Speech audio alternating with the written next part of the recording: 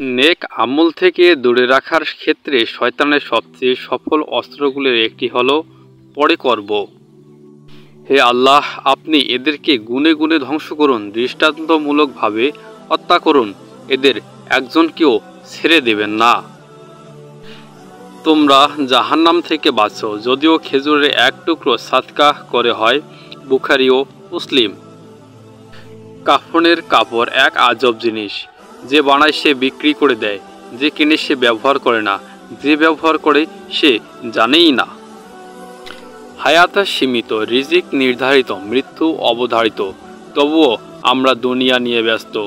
বুখারী হাদিস 585।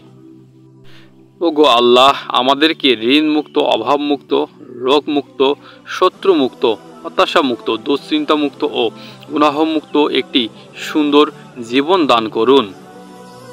গোপনের পাপ মানুষকে ধ্বংস করে দেয়, আর গোপনের ইবাদত মানুষকে শ্রেষ্ঠ মর্যাদা দান করে।